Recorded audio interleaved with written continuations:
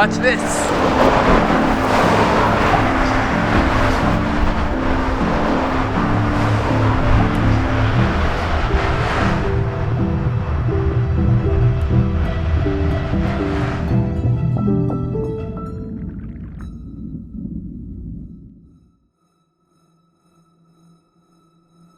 Welcome to our 5th episode, I think, of DREAMCORE.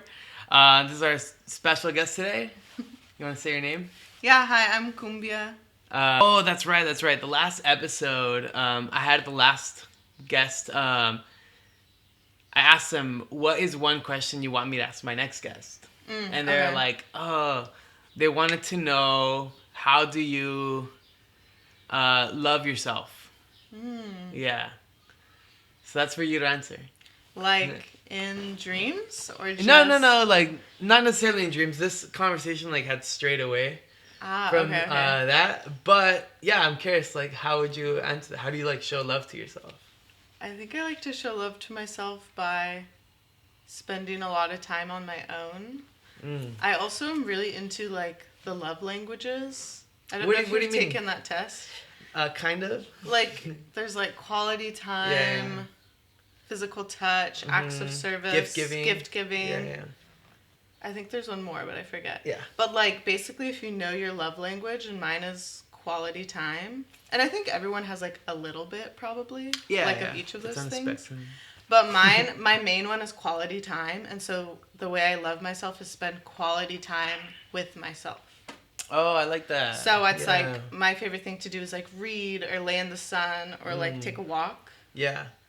And like, if your love language is like physical touch, like those people probably like to like put lotion on themselves, like get a massage, sensations for their body, like lay in the sand. And like, I'm not like that. Physical touch is not really my love language. But I love quality time, and I love like gift giving too. So like buying treats for myself. Oh, okay. Things that'll make me happy, like baby me happy. Dude, I never thought about like, cause I always thought about like love languages for another person. Like how does ours, like, you know, whatever. Yeah. But this is really interesting. I didn't know. I never thought about it, like towards myself. How do I do that? I just kind of decided to do that. I think it's a really good way to start. Like if Makes you feel like sense. You need some more love towards yourself. Yeah. And I also realized that like oftentimes our like coping habits that are like bad for us are the opposite of our love language. So like the thing that I do when I'm in a bad place is isolate myself. Oh shit. And you know, my love language is quality time. Yeah. And that's like, you know, like they match up often. There's a clear like distinction there. Like one is independence and then the other is isolation. Right? Like withdrawal. Exactly. Yeah, I see what you're saying. Like isolating myself from people that I would want to spend quality time with. Damn. That makes sense. So yeah, so I think like that's a good way to start to like find. Okay, here's a question. Oh, I put my hand in the water. Here's a question. Just I'm curious, and also for myself. And then I'd like to jump into your super mega dreams. Yeah, for sure. They sound really crazy, but how do you define like when you need to take a moment? Not a moment, but like how do you define like, oh, I need to focus on myself today, you know, or is it an everyday thing a little bit of, or like how does that balance play out? Like when do you like put yourself first? What's that marker for you? I think I used to be a lot worse at it, so I kind of built intuition for it over time. But I think everyone needs a little time for themselves every day. So like doing little things for yourself that make you happy, like loving yourself in little ways. But like when I know I need a day like on my own, I just kind of feel it. Like I feel this like kind of burnout, maybe even like anxiety, and I'm just like, I just need to be by myself. I also just get really overstimulated. Easy. Yeah. So like if I I don't know, if I had like a couple days where I was socializing a lot, like having a lot of conversations, I'm like, you know what? I just need to lay down and be quiet today. Yeah, I feel that shit in my eyes. Yeah. Like, I feel like they feel sunken when I feel tired. I think I feel a lot of things in my stomach and my chest. Yeah. Like maybe I just don't feel that well. You know? Yeah. I feel kind of like a tightness or like this burnout, but yeah. So that's when you decide you kind of like... I need time for myself. It's more intuitive for you now. I think it's more intuitive for me. It wasn't always. Yeah. And I think I used to just ignore it. Cause like, yeah, me too. Yeah. Because that's sometimes you just want to take care of other people even if... Yeah. You know, you need some time. Yourself. Yeah, for sure. Man. Yeah. All right. Well, thanks for sharing. Yeah. I appreciate That's a good question. it. Yeah. I was like, oh. And then at the end, I'll ask you to ask the next one for the next guest too. Cool. But yeah, I know there's a lot here to like walk through and talk about. So yeah. I'll just let you go ahead and do that. Yeah. So I kind of wrote out my dreams in terms of like through my life. Yes. So I wrote 4 of them. And the first is when I was 6. The next is when I was 14. Then it's like 21. And then 24. And I'm 24 now. So it's kind of like stages of my life, I guess. Okay. And I see some patterns. Yeah. But yeah, I'm like a very vivid dreamer. When I was a kid, I was definitely like a lucid dreamer. Not always in the sense that I wanted to control every little thing in my dream. Yeah. Like when I was a kid, it was fun to like try to change my outfit or something. Whoa. Or like how my hair looked or something. Yeah. Like when I was a kid, I wanted to do stuff like that. Oh, that's awesome. But also I think most of the time when I'm dreaming, I know it's a dream. Yeah. And I actually just like to lean into it. Like I just see where it takes me. Even though I'm like aware of like my reality. Oh shit. Yeah. But I don't know. These dreams are ones that were very vivid. They affected me, like, even after I woke up for, like, weeks, months, maybe. Like, thinking about them. Yeah. And so, yeah, these are the ones I decided to do. The prompt you gave me was, like, dreams that were... Important. Yes. So I think these things were, like, really kind of, like, significant, like, markers in my life, maybe. Whoa, okay. Yeah. Yeah. And maybe I'm sure they tell about, like, what was going on in my life at the time, but I think... more so after I had these dreams, how I lived my life after changed.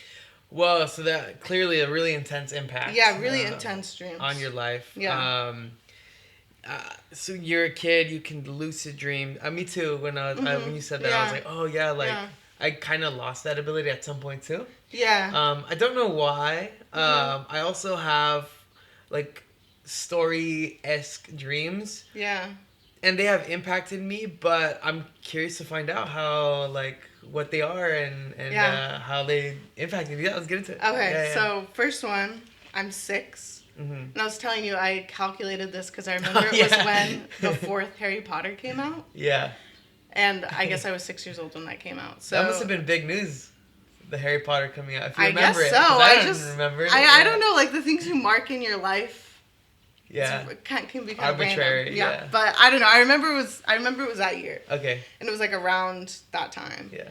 So, like, to set the scene, this was like my first nightmare I can remember. And okay. I can still remember it really vividly. Yeah. And I just feel like the scariest dreams you have are when, like, inside your dream it still feels like your reality. Oh, okay. Like for this dream, I was in my room at the time where I shared a room with my little sister, Consuelo. And, like, we had this orange room that was, like, so orange it looked like coral. Oh, okay. It was a really bright orange room. Nice. And we shared a bed. And that was, like, my reality. Like, that's what my room looked like, right? Okay, so it was very close to your reality.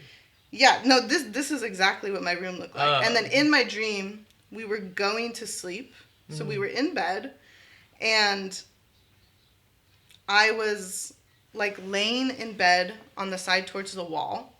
Okay. And my sister was on the right. And so I was 6, she was 4, that means.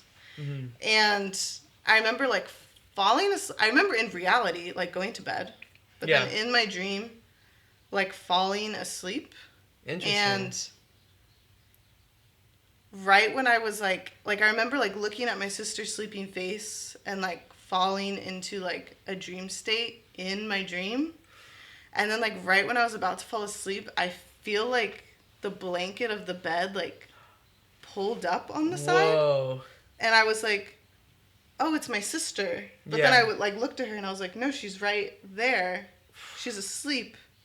Like, who's pulling the blanket up? Yeah. And then I remember like turning and looking, and like suddenly we were like floating in the middle of the night sky. Whoa. Like the bed was floating, the blanket was floating. Oh wow. And I looked, and there was this creature like floating what did it look like? in What the did it look sky. like? That's why I remember it was around the Harry Potter 4th movie, because it looked kind of like the mermaids. Okay. In the 4th Harry Potter. They're kind of weird looking. So it's like this very like amphibian, like long hair, like sea creature, and like it had like a big spear. Okay. But the thing that and was it was really, floating. Yeah, it was just you. like floating. Like I remember seeing its hair, like floating out. But the what thing kind that, of eyes? Like really bright, maybe slits. Oh, like almost cat eyes. Yeah, like they look kind of like like a snake or something. Yeah. And the thing that was scary was it was just like staring like straight at me, and I remember just like staring back at it. Yeah. And like we were just staring at each other for so long. Oh my god. And like with its spear and stuff, when I was thinking back on the stream, I felt like it was like warning me. And I think that dream was so scary and so significant because I felt like it was telling me like you're not supposed to be here. Oh, wait, why? Why do you think that? Because I felt like I experienced this often in my dreams where I felt like I wound up somewhere I wasn't supposed to be. An accident. And like, like I slipped somewhere I wasn't supposed to be. Like when the blanket went up and I felt like I had like peeked behind a curtain I wasn't supposed to look at. Oh, yeah. Like maybe you're supposed to still be asleep and not notice that that happened. Or like I wasn't supposed to go there or something. Like I was like behind the set of like whoever puts on dreams or something. Yeah. And so like we were just staring at each other for so long, and like I was afraid of it, but like thinking back on it, it felt like it was just warning me because I had this like spear across its chest and was like looking at me like piercing. Yeah. And it was just like I just felt like chills over my whole body, and I can't forget that feeling. And I was 6, so that was so long ago, like almost 20 years ago. And like I remember like waking up and like seeing my little sister asleep. So I was like back in reality. It was nighttime when you woke up.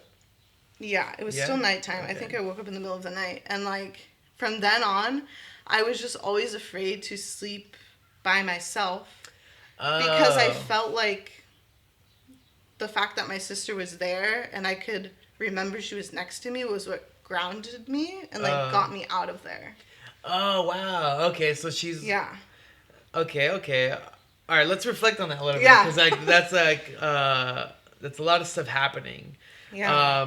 First, I'm getting that your sister's like a grounding force. Yeah. Especially at that age, right? I'm getting that you felt like you weren't supposed to be there. Like you'd like maybe open your eyes and that's an interesting feeling. I have a feeling that might come from the context of your life, right? Not necessarily like the dream. Walk us through a little bit what like if you remember like what some of like your 6-year-old self was like and what being at that house was like. If you remember. No, I remember. Like 6, that's like 1st grade. Maybe something like that. I don't know. Yeah, like school's really, like 4. Yeah, really early elementary 5, 6, school. Yeah. I was like I think I was like I was a playful kid, but I was also kind of like withdrawn a little bit, maybe. How playful? Like very imaginative. Oh, okay. You know, okay, I was that kid where like I was on the playground and I could like see the things I was making, like my fantasy world or whatever. Like on a playground. I was very imaginative, like coming up with like these whole storylines and stuff. But like I also think I was like I don't think I was that, like, social of a kid. Like, I like to just have, like, one good friend. I'm still kind of like that. Okay, yeah. Yeah. Yeah, Like, yeah. I still like, one-on-one more, and I'm, like, pretty introverted, I would say. But I think I was like that when I was a kid, and... Wait, you would say you're intro... now? Yeah. Oh, okay. I don't really get that sense. Yeah. Yeah. Like, I love talking to people, but I get overwhelmed in big settings after a while. I resonate, though, yeah. Yeah. Okay, so you felt like that's a quality of yours that you've had since you were young? I think so. Yeah. Because, like, I remember being really lucid, even just as a kid, and thinking of myself. And, like, I still feel the same. I feel like the way I think about myself is still the same as when I did when I was 6. Okay. Yeah. All right. So you were really imaginative. I assume chatty, like with your one close friend. Yeah. Yeah. Yeah. And yeah, because when you said you had like this I almost imagine like this little kid like screaming at her friend like this thing happens over here. Yeah, I think I liked having friends that would like play off that with me. Oh, that's cool. Like, yeah. Like, yeah, and this and this tower comes out of the ground, and this is my name, and we're fairies. And... Oh, so you're like making the rules together. Almost. Yeah. Okay, cool. Yeah. Okay, so there's that aspect, and then when did you feel like withdrawn at that time in your life? And I'm still like this. I just like to do stuff on my own or in very small groups. Like, I remember in preschool, I feel like I remember preschool better than, like, kindergarten. But I remember in preschool, like, my one good friend there, her name was Madison. We're still friends. No way. Yeah. That's awesome. Yeah. And, I don't know, we just do our own thing. Like, we're out on the playground, we just choose a little corner, do our own thing. Like, I wasn't into, like, trying to do stuff with a big group of kids. Yeah. And, like, I don't know, I also liked to paint when I was a kid a lot. Oh, cool. And, like, my mom told me the first day she dropped me off at preschool, I didn't even say bye. I didn't even hug her. I, like, ran to the painting easel, just, like, put the smock on. Yeah. And, like, just started painting, like, quiet in the corner. Yeah. Do you still paint now?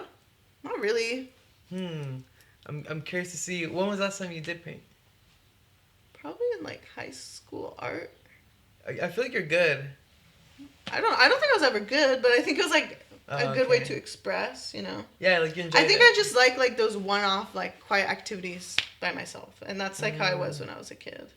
Okay, got you. Yeah. Okay, so, you liked, yeah, it's fucked up. You left your mom in the car. Well, I mean, I was like, 3. Bye. Yeah. So, that's what she says happened, and she said it, like, broke her heart, but... Honestly, I think it's better than your kid, like, crying, like, begging you not to go. Because a lot of kids are like that for preschool. Yeah. She was like, from the start, you were just independent. Like, you just wanted to learn. My mom, she said that, well, she was really afraid of me crying and, like, being off on my own. So she came into the class and stayed there for, like, almost a year. Like, because she was stay-at-home mom. Yeah. So, you know, like, and then my younger brother, my mom put me in preschool 2 years so I could, like, learn English better. Yeah. I think I was there 2 years because I was so little. Because I went when I was 3. Oh, okay. Yeah. And, so my younger brother, who's just a year younger, also came in my second year. And, yeah, she'd just come in and, like, for the whole year, she was just there helping out and, like, doing stuff, you know? Yeah. So I always felt like that comforting presence. Like someone's there to help around, out. Like, you know. But I was real chatty. Like I remember my first day of preschool. Like the actual first day she wasn't there. She just dropped me off. Mm-hmm. But I was really excited to make friends. I was like, oh yes. Yeah. You know? And I went to my seat, and I remember behind me. His name's Jose Mendoza. I hope he's doing good. I haven't heard from him in a while. But I turned around and like these two parents were comforting their kid, who was like my first friend. Yeah. Because he was like sad, you know. They're trying to explain to him that they're gonna have to go and he's gonna have to be here for like the rest of his life almost.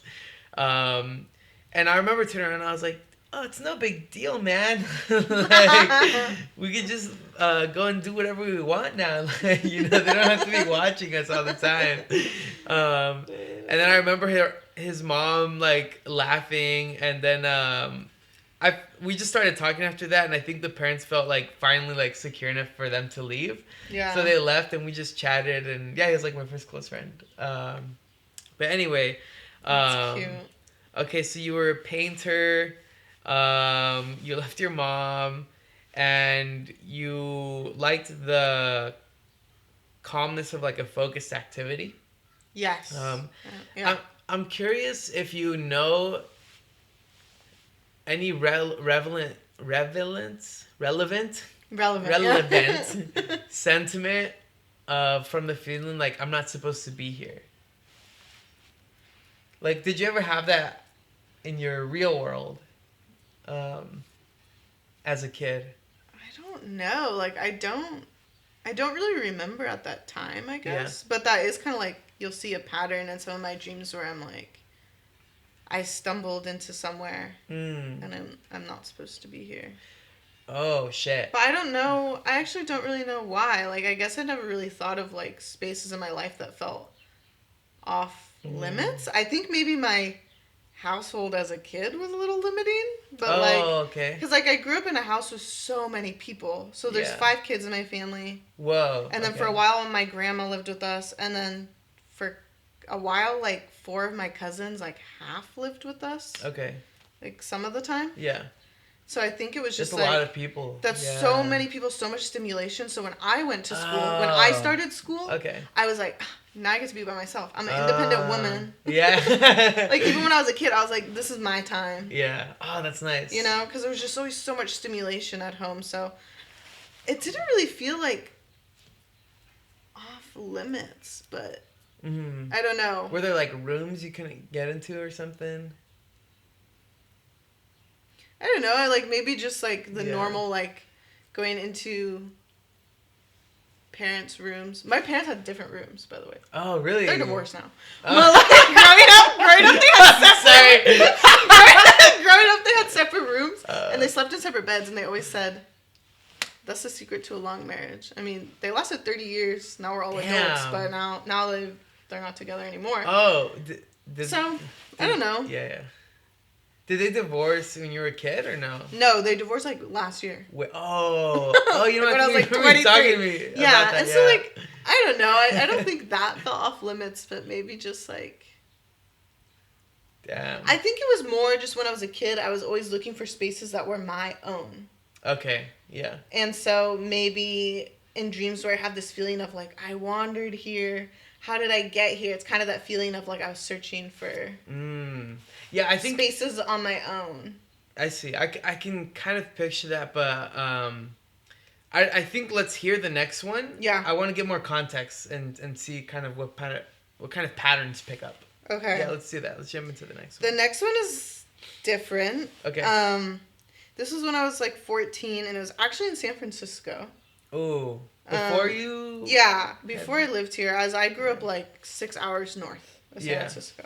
And I was staying in like this old hostel in the Presidio with my mom and, again, my sister Consuelo. Yeah. Maybe she's always there when I had a weird dream when I was a kid. Because she has like, I don't know, intense thoughts, dreams too. Oh, okay. But, yes, we were staying in this old hostel, and I remember them telling us that it was like a renovated thing that the military used to use, because that's like how a lot of spaces in the Presidio are. How did you know this? The people at the hostel told us. Oh, okay. Yeah, they were, because they're all excited about the history. I don't really remember like everything. Yeah. But they told us where we were staying used to be like the infirmary.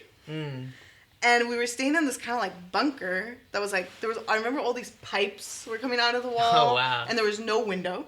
Oh, okay. But it was like a private room. So it was like 3 twin beds. Like my mom, my sister, me.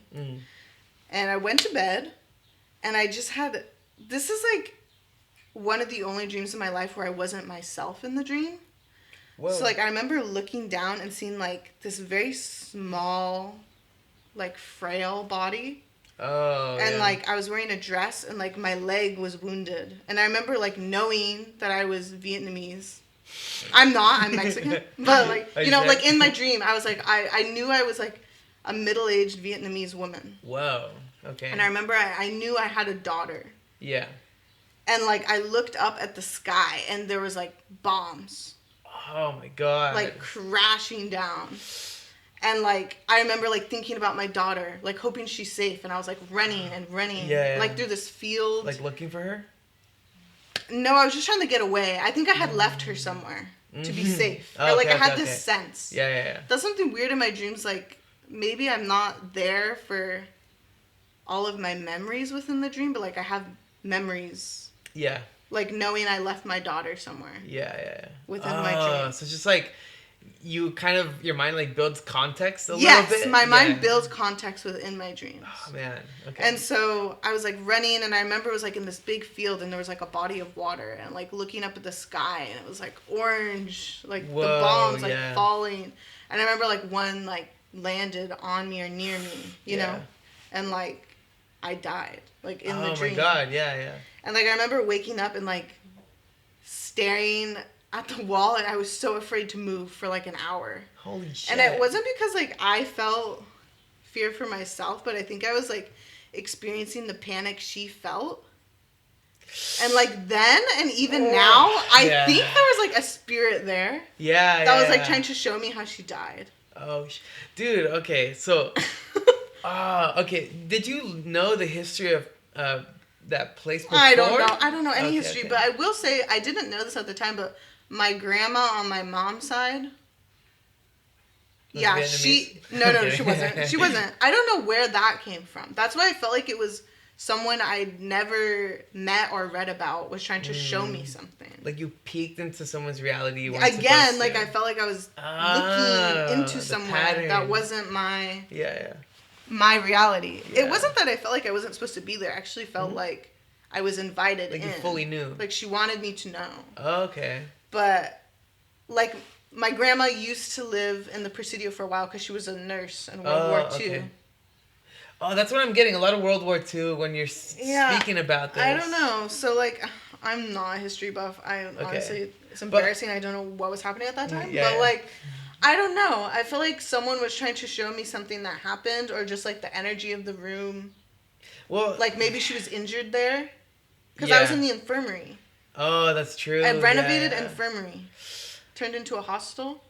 It was just very weird. And, like, I've never had that feeling again in my life where I was, like, I couldn't move, and, like, it very much felt like not my own. Like, I felt like I didn't make that dream. Yeah. That's what it sounds like. Very weird. And when I told my mom, she was, like, looked scared. And, like, I think that was the first time in my life where, like, I realized, like, you can scare your parents. Your, like, new ability unlocked. Yeah, like, and I didn't like it. But I was like, oh, shit. Like, there's stuff where adults are like, I don't know how to handle that. Like, I don't know what's happening with my kid, but she's freaking me out. So, because it was so vivid, and, like, it was very strange. Yeah, it sounds like a lot. And, Jesus, dude. I get the sense that you're not, this felt like you were invited in. I've had also a dream. I won't go into it, but I've had a dream where I was also born into someone else's life, and I lived the whole thing, their whole life. It was really weird. God. But, I didn't know that, I'm glad to know that that's, like, your experience also, because it's a really interesting one to kind of, like, process, right? Because, like, to some extent, like, this kind of, like, goes into, like, intergenerational memory stuff. Yeah. Where, like, I think so. For example, like, there's, like, theories that, like, we humans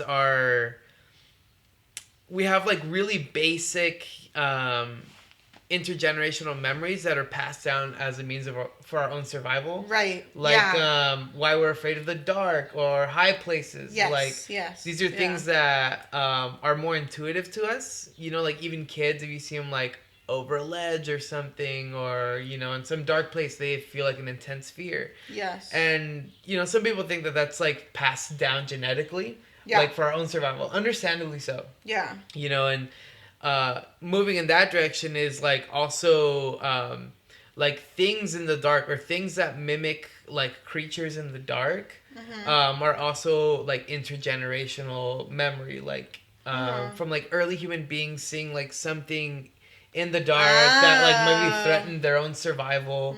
And so it's part of it. It's like they'll remember that to like pass down that information.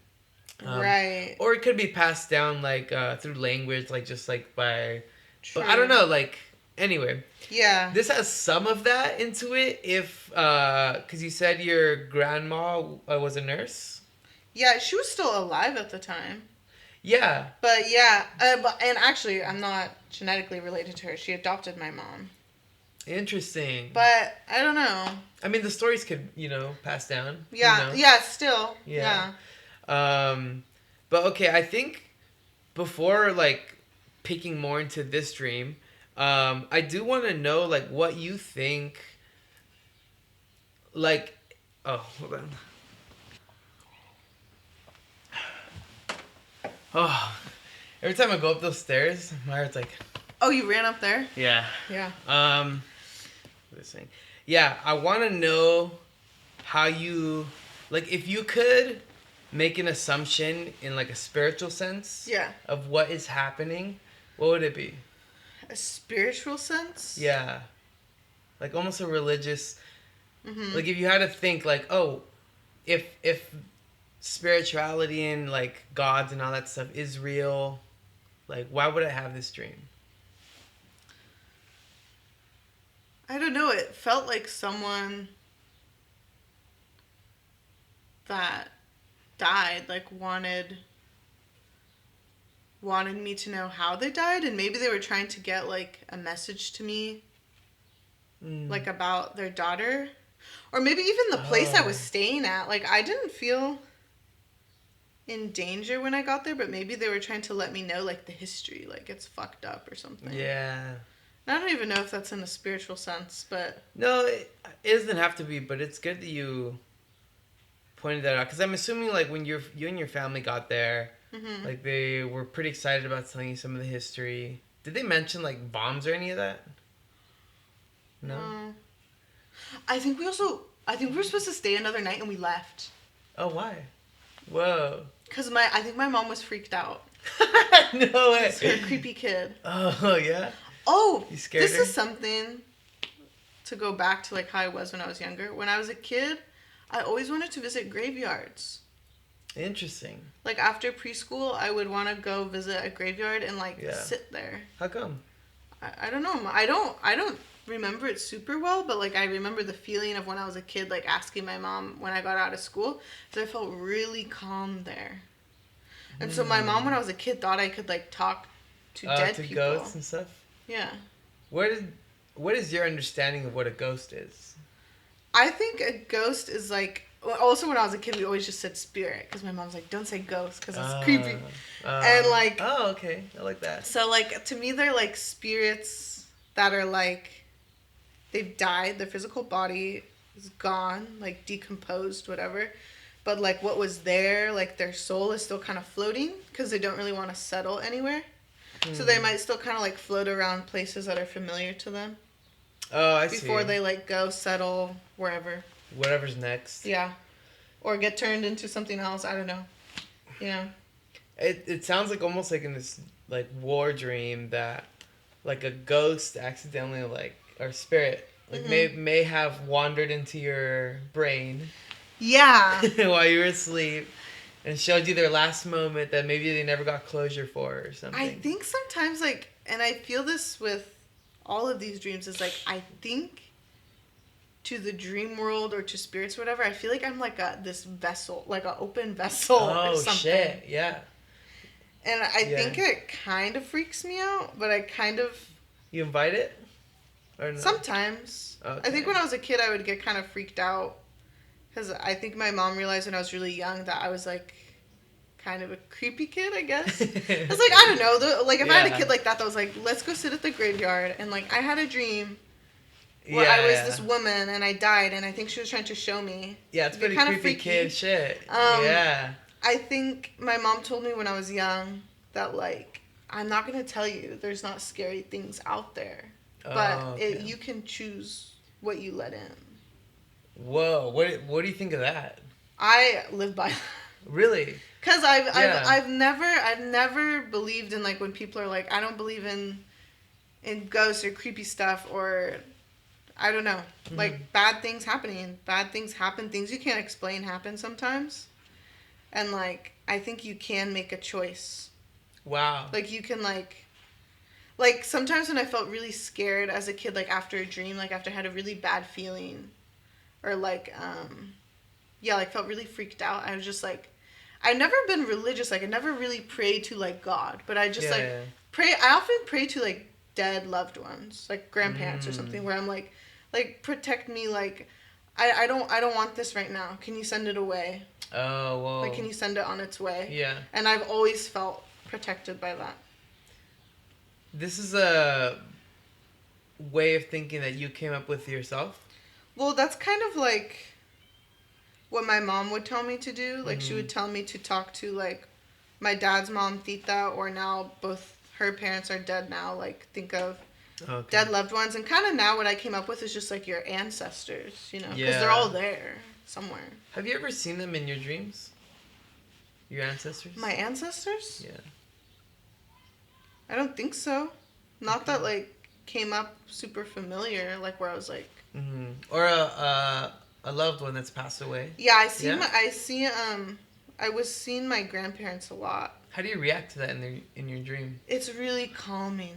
Okay. I didn't write this dream down, but, like, I've had dreams where, like, my grandma and me are just, like, having tea together, like, talking, and, like, I felt like she invited me to wherever she settled, and she just wants to check in with me. Oh, whoa, it always feels really calming. And so I think that's why, like, being able to think of, like, dead loved ones or ancestors, it's, like, really calming for me. Sounds like you have a lot of peace around death. I think so. I do have a lot of fear, but I also have a lot of, like, acceptance, and I was exposed to it really young, too, like... Because, like, my grandpa died when I was in 7th grade, so I was, like, 12. And, like, so I saw, like, his dead body. Like, really? Sat next to it. Like, you sat next to it? Kissed him. And, like, when my grandma died senior year of high school, I would sit in the room with her dead body for, like, a few hours. Okay. Like, because it took, like, a couple days for, like, the people to come pick her up. Yeah. And I remember, like, sitting in there and, like, reading. This was here? Like, talking to her. Or, like, up north? Yeah, up north. Yeah, up north? Yeah. Because I know it's more of a common thing in, like, Mexico. And these were this was on my white side. Yeah, whoa. These are my grandparents. They're Irish. Yeah. They're Irish? Yeah, they're Irish. Yeah. But you know what's weird is I actually think Irish people, like Irish and Mexican cultures can be really similar. Like aside from the alcoholism, like there's a lot of folklore. Oh. And so when I would hear things from my Irish grandparents, like about like fairies and like goblins and like I don't know, like these creatures that teach you lessons, I also would hear stuff like from Mexican folklore, like where they're like, I love like creation stories, folktales where it's like warning kids or like teaching them a lesson. Oh, yes. And so maybe some of my dreams were kind of like that, like it was kind of like a, I don't know, like a lesson almost. Yeah. My mom, she thought I was like she thought when I was a baby I was picked up by elves. That's what my parents told me. A changeling. A what? A changeling. What is that? That's what it's called. Changeling? That sounds much better. A changeling. Changeling. No, my parents would always joke about that. There's two ways. Wait, why did they think that for you? Because, well, since I was a kid, I was also always, like, obsessed with fairies. Or, like, mythical creatures. Yeah. And as soon as I learned how to write, I would, like, write stories about fairies. Oh, dude, that's awesome. And I also have, like, this little... Yeah, the little curve right there. The little elf and curve. So my parents would tell me, like, a changeling is when fairies decide to, like, pull a prank on humans and they switch out a human child with a fairy one. That's fucked up. Yeah, it's a prank. Or there's different ways the tales go where it can seem kind of sinister, or they can just for fun drop off a fairy child. Oh, okay. For humans to find. Wow. And so my parents still write that in like all my birthday cards. They're like, my little fairy child. Oh, no way. Yeah. That's really interesting. And I think just because I was a kid, I also just had all these kind of weird otherworldly experiences. They're like, yeah, you're like, I don't know. Oh, okay. This does help a lot. You used to live somewhere else or something. You used to be in the fairy world. They would tell you that? Yeah, they would tell me that. My mom, she thought that I was like, the way she described it was like, I must have been like 2 weeks old or something, or 3 or something. I don't know, but like within a month of like the birth. And she said I was in the cradle, fenced up. And she said when she woke up, I was like on the floor like asleep. And she's like, oh, you must have been picked up by elves or something. That's what they thought. What the heck? Yeah, because there was like no damage or no crying over the night if I had fallen. That happened once? Once. Yeah. That's so weird. There's a lot of like mythology. I don't know, not mythology, but just like there's a lot of like fairy tales in Mexico too. Yeah. I'm sure you're familiar with some of them. I think the way I've kind of what's the word, like the way I've turned out like up to now is approaching a lot of that with a real intense amount of skepticism. And it's gonna sound fucking weird because I'm a deeply skeptical person. Okay. I don't believe in shit. Yeah. I'm open to it. 2 months ago, when I was coming back from LA, I saw a UFO in the sky. And I was like tripping balls. And I remember feeling like delusional. I was like, no way. I was in the mountains. No cars were around. And, I was just driving. And the more fucked up part was that like 2-3 days ago, or before that, I was like watching a lot of UFO documentaries and stuff like that. And I was like, ooh, cool. And then I remember like on my drive up here from LA, I was like, universe, like, I hope, please show me a UFO and an alien. What? Yeah. And then I was like driving. It wasn't late. It must have been like 8 or 9 p.m. And, I'm on the road. And there's like, I was coming down from like a mountainside, and there was like these lights on the side of the. I thought these lights were like on a mountain, like just on the side of the mountain, and that's like how I like thought about it at first. Keep driving. No clouds in the sky. Yeah.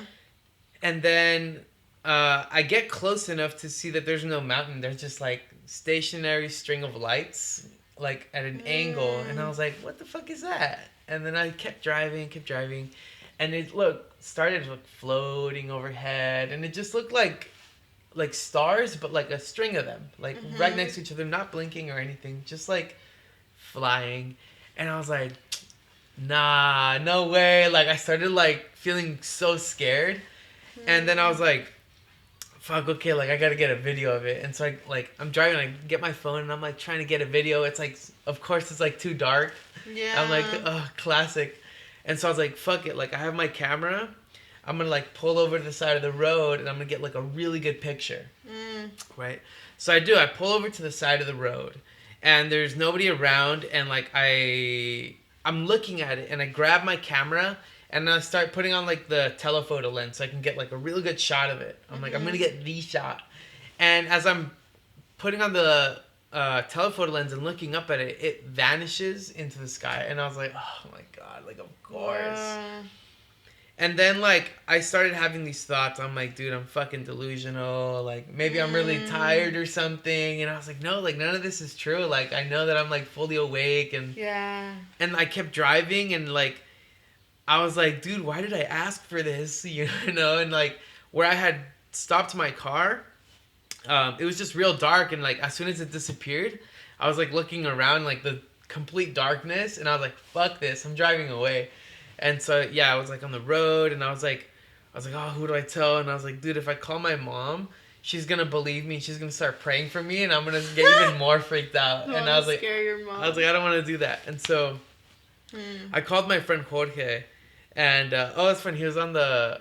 It was the day after I fucking saw him that I saw that thing. I called him, like, dude, like, I'm freaking out. Like, I saw, like, UFO in the sky, or, like, just lights in the sky. I just can't make sense of it and stuff. He's like, what do you mean, dude? He's like, you're tripping. I was like, nah, man. Like, I know what I saw. Like, I don't even feel comfortable talking about it because I feel like it'll sound crazy. I believe you. Yeah, and he was like, oh, like, he's like, draw it. And I was like, carrying on the road. Whoa. But I was in this real big, like, panic state. And he's like, oh, I'm just going to send you a podcast. Just listen to it and then just, like, calm down. And I was like, you're right. So I spent the rest of the ride, like, eating my leftover pizza in the passenger seat and just, like, trying to calm down. You're really shaken up. Yeah, because I was like, it was just really weird to me that I had asked. I was like, hey, universe, like, please show me. And then this happens. And then whatever. Like, the next day at work, told my friend about it. And he's really skeptical also, you know? And so I was like, yeah, like, I don't know. It could have been, like, drones or, like, I don't know. Like, it could have been anything. I just don't know what it was. You know, I'm not making any claims. Yeah. And then I told my housemate. Later that day, my housemate sends me a clip of the news. And they'd caught it on video. Like, the news caught it on video. Yeah, I'll show you in a bit. Yeah. They caught it on video. And what did they say? And they're like, we don't know what it is. And I was like, oh my God. But I had gotten, at least from that, like, an extreme amount of validation. You know, that in that moment was really important to me because I had no other proof. I have, like, a little clip on my phone that I tried getting. But that clip was so dark, you can kind of see it. But, you know, it's like your classic. The ones that they showed on the news are way better. Yeah. There's, like, other people on that road who were filming it, like, for a while. It was there. Dang. Yeah, so, I don't know, like, I don't know, just seeing that, like, made me more open to, like... There's just some things you can't explain. Yeah, some things you can't explain. You know, like being picked up by elves when you're a kid. Yeah. You know, it's like, oh, what the fuck? Yeah. But, yeah, that's my UFO story. That's crazy. I hope shout out U.F.O. I hope you... send me the alien next. Yeah. Oh, God. Yeah. That'd be trippy, but... okay, so your kid...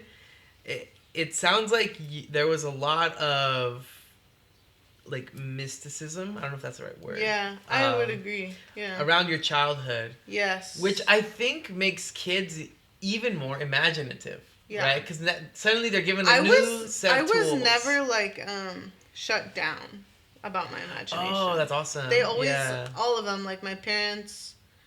My grandparents always they went along with it. They entertained it. Oh, maybe. Like, that's why you're drawn to that kind of friend.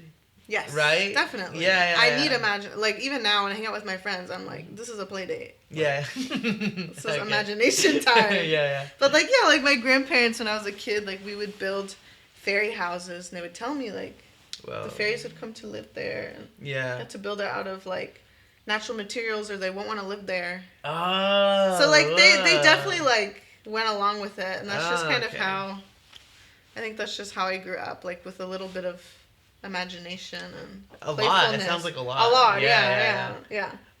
So, yeah. Okay, cool. This is helping me get a bigger sense. Because what I've been learning from the other guests I've had on is that... I kind of learned it from one guy who I was telling you earlier, he, like, lucid dreams every day. Part of the function for him to be able to do that is to let go of control. Some people think that lucid dreaming is trying to control everything. I would agree, because that's what I was saying, like, now that I'm older, I just go with it. Yeah, whatever happens. And so... being not okay, but, like, this is how he said it worked for him. Yeah. He said he's in a dream. he realizes he's in a dream. Yeah. For me, once I realize, that's kind of like towards the end of it, you know. I'm like, oh, like it's gonna be ending soon because I'm realizing I'm in a dream. And in the past, I would wake up, but he's like, right around that moment where you're realizing you're in a dream. There's a moment of the dream where I have I'm talking through him. Yeah. It's like I have a decision to make. Yeah. You know, something might happen and I have to make a choice. Yes. And he's like, I make a choice. Doesn't matter what. I just make a choice. And then the dream elongates because now I'm going into a part where I don't have to choose everything. You know? And so, yeah, I'm getting a lot of that sense in how you're talking about it. In that, like, you're just open to whatever happens in a dream. You don't question it. Yeah. You know, people who question it tend to be closer to waking up, I think. Yeah, I think so because I've experienced both, and in most of my nightmares, I'm like... Yeah, let's hear about the next one. I want to jump in there and see what kind of patterns. The next one is definitely, I knew I was dreaming the whole time. But, like... Yeah, so the next one I was, like, 21, I think, in college, and I was sleeping over at on my friend Brian's couch in his apartment. And, like... So I went to sleep on the couch, and it's kind of similar to my very first nightmare where, like, I remember going to sleep, but then in my dream, I, like, went to sleep again. Okay. Like, I remember laying back on the couch, and then, like, I woke up on the couch, and I was in his apartment in the dream. Whoa. And I was like, I need to go to the bathroom. So I got up, and I was walking around, and his apartment looked the same, but I could, like, see shadows, like, in the corner of my vision. Yeah. Like, kind of, like, moving around. And, like, not really, like, silhouettes. Just, like, weird shadows. And I was like... Like shapes? Yeah. Okay. I was like, what's that? Yeah. And I remember, like, going into the bathroom and looking in the mirror. And people say you can't look at yourself in dreams. But I do. Okay. I've done that multiple times. Oh, shit. Okay. I remember looking at myself and it was my face. Like, very detailed. Like, I'm like, this is my face. And I was like... Okay. But then I remember... knowing, like, I'm asleep right now. Did you had that thought when you looked at the mirror? Yeah. Okay. And, like, I could see the shadows, like, around my face. Oh, hell no. Like, looking in the mirror. And, like, I felt very unsettled, but I was like, you know, because I knew it was a nightmare. Yeah. Or I knew I was asleep, I was like, okay, well, gotta find a way out of this. I'm, like, problem solving in my dream. Yeah. So I'm like, okay. And my thing since I was a kid, I don't really talk about times where, like, I knew I was asleep a lot in these dreams, but, like, most of the time I know I'm asleep, and when I choose to wake up, my method is I plug my ears, I close my eyes, and I, like, blink my eyes. Yeah. Like, a bunch of times, and, like, sometimes it feels like there's a weight, and I have to, like... dude, I had that recently. Yeah. And when I was a kid, sometimes, like, I would have, like, scary dreams with dinosaurs. And I was like, okay, but it's okay. I can wake myself up. And I would, like, go in a quiet room and, like, try to wake myself up, like, away from the scary stuff happening. Oh, shit. But, like, in this dream, I was like, okay, you can wake yourself up. And, like, I did my method. You forced it, yeah. And I woke up on the couch, and the shadows were still there. And I was like, I was still asleep. I know. So I was like, oh my God. Like, fuck, I'm still in it. Yeah. Did the same thing. This happened like 8 times. No way. So I couldn't wake up. And I think one time I was not in my friend Brian's apartment. I was back in my apartment. And I went to my bathroom mirror. I was honestly getting really annoyed. So I was like, why can't I wake up? I'd never had that happen to me with, like, my method didn't work. Oh, yeah. And I was like, fuck. And so, like, I finally actually wake up. Okay. And I'm, like, really shaken up. I think I, like, ended up waking Brian up or something, and he took me home or something, because I was like, I don't remember, or, like, maybe he was still awake. Okay. Because he stayed up later than me or something. Yeah. But I remember being so shaken up by it, because I was like, oh my God, like, I lost, like, the ability to wake myself up. But, like, then I looked into it, and those types of dreams are called nesting dreams. Oh. Where, like, you're kind of, like, buried in it. And I remember, like, I think I had kind of within the past year seen Inception for the first time. And I was like, oh, I was deep. I was like on level 13. Yeah. Like down there. Yeah. Because I remember like in my dream totally being aware I was asleep, and I was like, could feel myself like getting higher and higher. And I was like, when am I going to reach the surface? And it was really you're scary. shedding a layer closer. Yeah, that I was like so deep in there. And like it was again that kind of feeling where I was like, how did I get in here? Yeah. Like I wasn't supposed to wind up down here. And it felt like the shadows were like warning me again. You're like too far into your subconscious. Yeah. So this is a theory that I have that that's not like fully mine. Well, go ahead. I just thought of something. What? No, say what you were going to say. Say it before you forget. I'm fine, yeah. I think my greatest fear in life, other than like losing my loved ones, is like going insane. Me too. And there's like schizophrenia in my family, like mental illness. Holy shit! Hey, so, hey. So I think maybe that feeling of like you're not supposed to be here is like, girl, you're really deep. You're kind of going there. Oh yeah. Maybe. Oh, I see what you're saying. You know what I mean? Yeah. Like where I'm totally losing touch with reality. Yeah. I think that's what it is. That's a real big fear of mine too. Yeah. Part of the reason why I stopped doing really intense drugs. Exactly. That's why I'll never do anything stronger than shrooms. Yeah. Because I'm like, I know. Yeah. I know. I don't know. Man, I think I'll go too deep in there. Because that's what I tell people. Like when I tell people these types of dreams I have absolutely sober, they're like, oh, it was like a trip. Yeah, you know, it's an experience, and it is. Yeah, something I know, and like I feel already like go so deep in there. You know. Yeah, on your own. On my own. In the real fucking world. Exactly. Yeah. Like I did like ayahuasca. Oh. I think I would never wake up. Oh, if you did it. If. Oh, okay. I thought you said I did it. No. I was like, what? No. It's interesting because while I'm in this part of my life where I'm not doing drugs anymore. Like, it's just like, pause. And I have like a real addictive personality. Same. You know? Same. And so like, in the past when I was, like, it was fun, you know? Like, I for sure. went through a lot of weird shit. Anyway, when you said that you're afraid of losing it, I deeply resonate with that feeling because, like I had also mentioned, like, schizophrenia runs in, like, some of my family. Yeah. And so that is a fear. That has been a fear since I've learned about it, you know? Yeah. And part of the reason why it was really important for me to, like, take care of myself, because I know that I'm, like, treading this water that I could fall into really easy if I am not careful, you know? And, yeah, hearing that, like, I really resonated with the nesting dream. I had my first one, like, last week. Oh, shit. And it was long. I mean, my dreams, I feel like, can feel like hours long. Yeah, I, like, wake up exhausted. Not me, but... From that, I did. Oh, I see. I mean, oh, no, you know what? You're right. In this nesting dream, I did feel exhausted. Yeah. Because I was trying to get out. You put in a lot of work, and you're like... Yeah. A little hamster wheel in there. Yeah.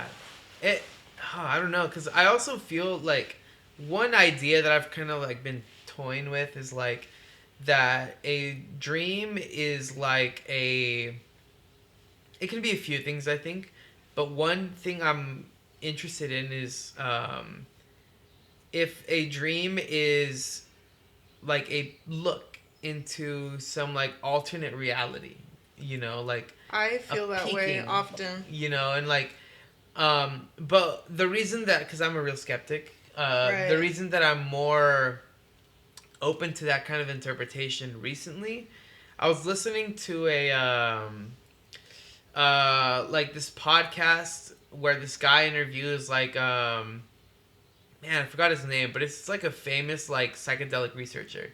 He's kind of he's like I'm sure I've heard of him.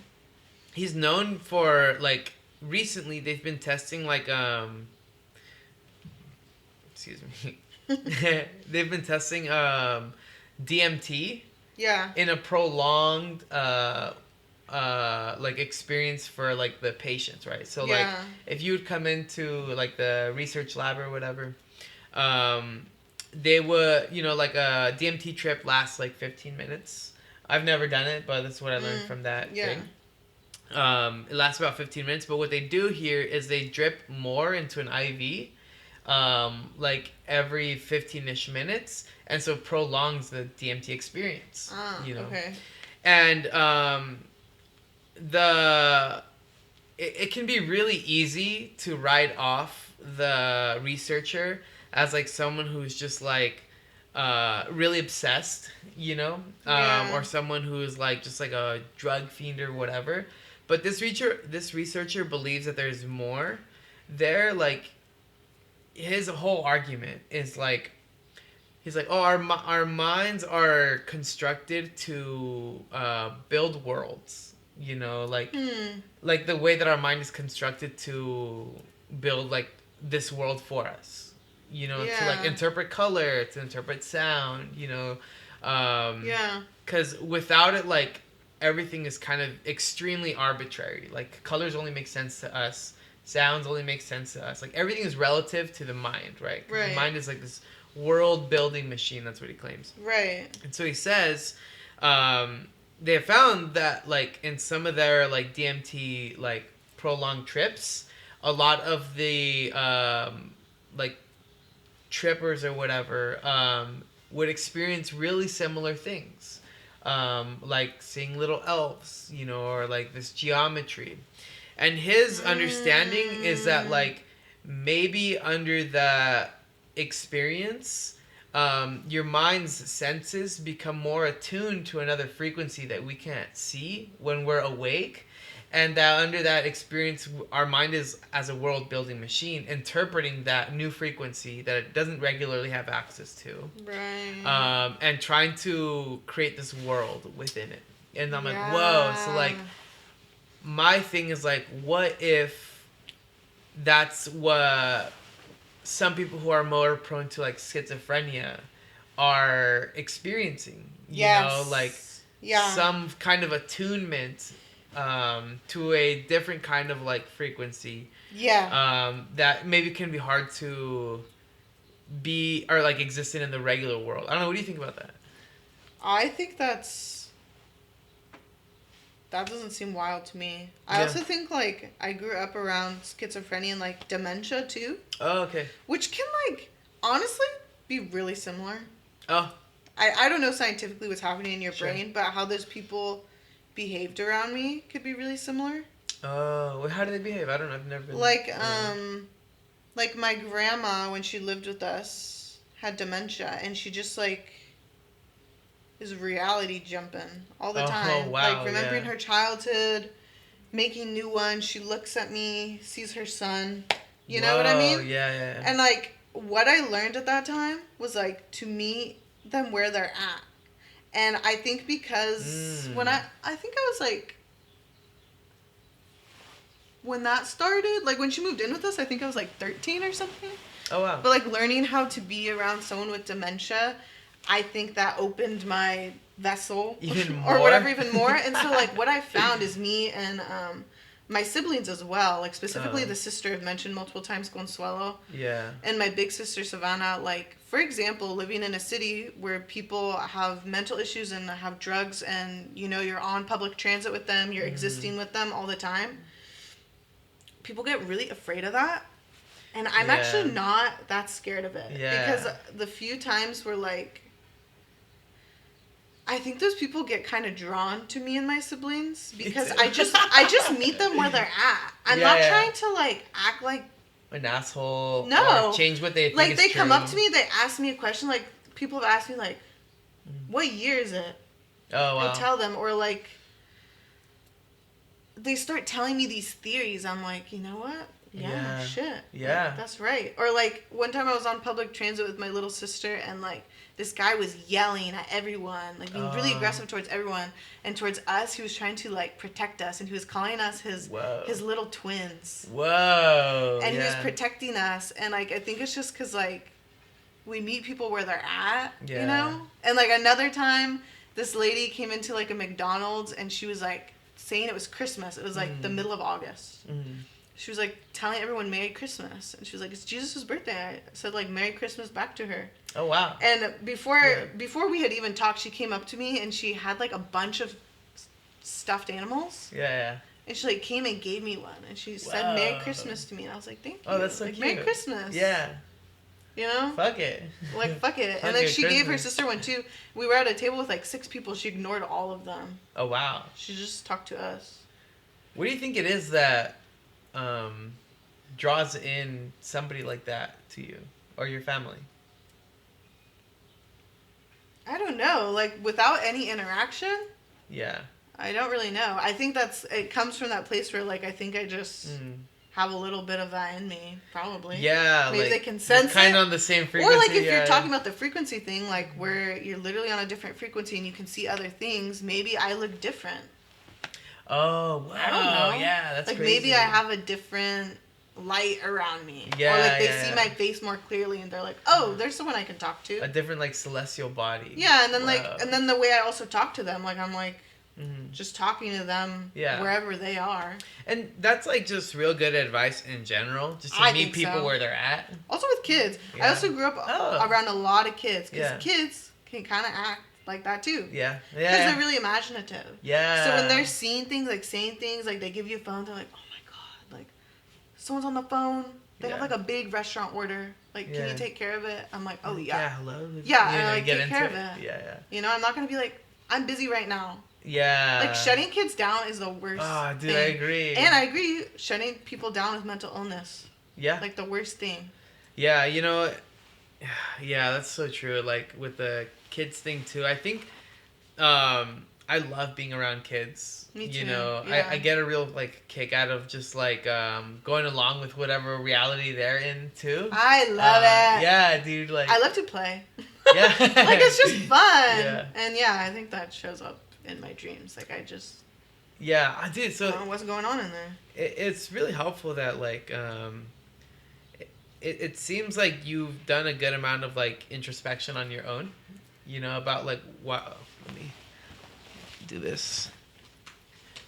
Yeah, it seems like you've done a lot of, like, introspection on your own about, like, where you think these come from. You know, these dreams, like, what they mean. And even being open to, like, new ideas. You know, like, I like the interpretation of, like, maybe that feeling of you're not supposed to be here, or like you've gone to something you're not supposed to, does relate to that, like, fear of that mental illness, like, like because I have that same fear too, like I said. It can feel like, to me, like, I guess what I'm afraid of is, like, the break point. Exactly. You know, the point of no return. Yeah. And one thing I'm kind of realizing, though, is that if I ever go delusional, I don't think it'll be a one instant thing. True. I think it'll be gradual, actually. You know, like... Sounds scarier. I know, right? Because you don't even know. You don't even fucking know. Like, you what just, if like... I'm in the middle of that. Yeah. And you know, wherever life takes me, like, that's a whole other thing I have no decision for. Right. You know? Yeah. Do you think that... do you think you're on a realm where you can make decisions, or do you think it's all, like, pre-decided for you? I always go back and forth with that. Where are you now?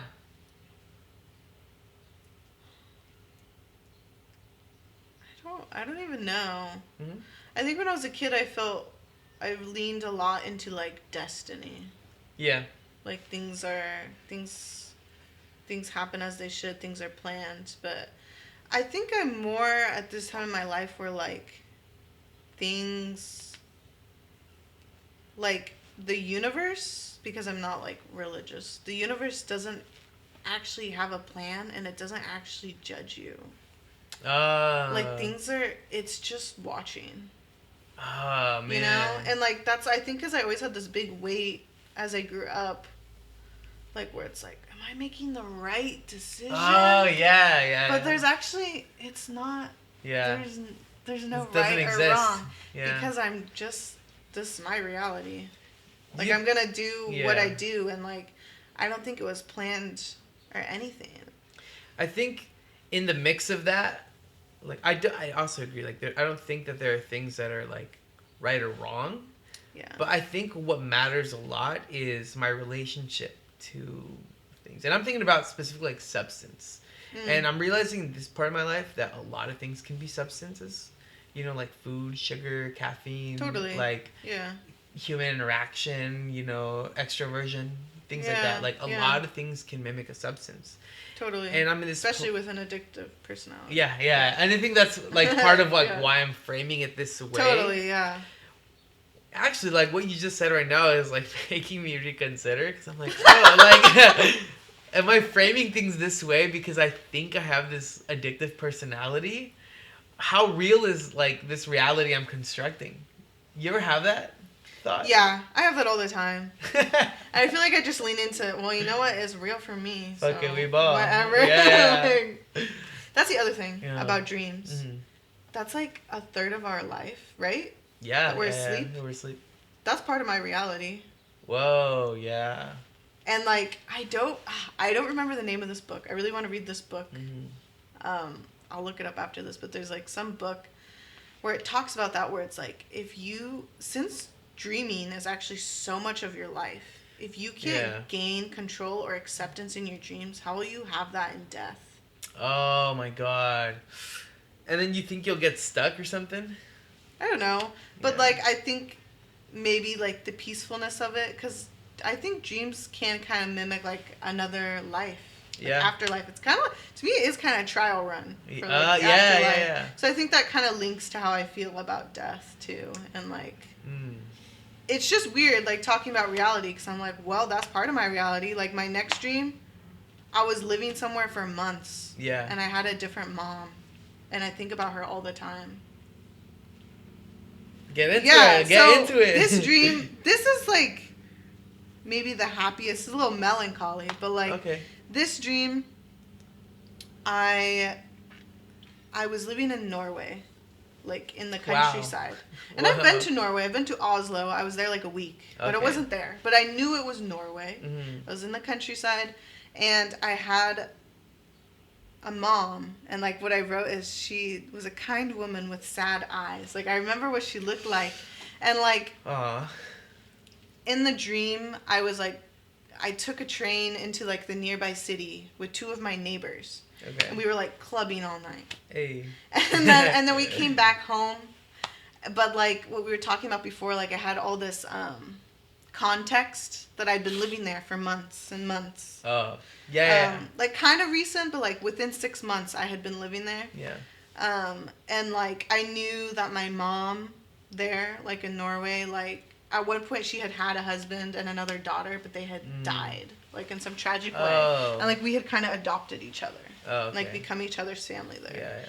And like I just like remember coming home after this night out and thinking about like how one of the girls I was with, one of my neighbors, her name was Jenny, like we were getting to know each other more, and like she just hadn't seemed that approachable for so long, but like I was really happy we had finally gone out together. And like we were getting to know each other.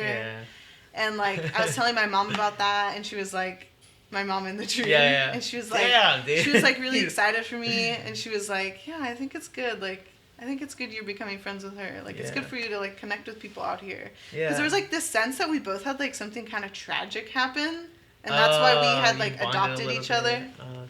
But like at that point I considered her my mother, and like I remember her house, or our house, like it was like this white townhouse, like skylights. Those she had are the like best. this beautiful like mid-century modern coffee table, like all these architecture books. She was really into architecture. I think she was an architect. And like I remember like our little kitchen just kind of blended into the living room. It was like open concept. And like after I came home after this night out, she like started making me coffee, and I remember she had this little like twinkly mischievous look in her eye, where she was just like glad I was having fun, because I got home at like 6 a.m. I see what you're saying. And she was like, you know, I had gone to sleep and woken up and I was just getting home. And like I knew she worried about me, but she never like put it on to me, because I knew something bad had happened to her daughter that had died. And like she didn't want anything bad happen to me. But like we also just saw each other as like like partners in life, because Yeah. we weren't like related, but she was my mom, you know? Yeah. It's like she respected me as a fellow adult. You know what I mean? Yeah. And like that relationship, like I think about that all the time. Wow. I don't know where that came from, but like I remember coming home, she started making coffee, and we were just like talking about Jenny, my night out, and I remember like looking out the window. There was like great light. Like it was very light, spacious. Cinematic. Yeah, like seeing the countryside and knowing like I would ride my bike all the time through these like lush fields, and there was like a creek. And then like later on in the morning, like some of her relatives came by and they like brought us like some Starbucks to remind me of home. Wow, dude. Because I knew I was still like cumbia. Yeah, like yeah. I knew I came from the U.S. and I could remember like the Bay Area, and I sometimes I missed it, but I remember like like I wrote that I was like, but I just had a deep sense of peace there, and like I loved like my slow and kind and thoughtful mother that didn't ask too many questions, but she just liked to listen to what I had to say. Yeah. And we just had like this great relationship. Yeah. And like I just remembered like what it felt like that relationship with her. Yeah. And when I woke up from this dream, because I was there for like months, like I could remember living there for months, but I think just like the actual dream happened over like 6 hours. Yeah. You know? Long period. Yeah, but like when I woke up, I was crying. Oh, why? Because I felt like I lost her. Oh, man. Yeah. Like, and I just felt like I would never get to sit in our house again. And like I would never get to know Jenny.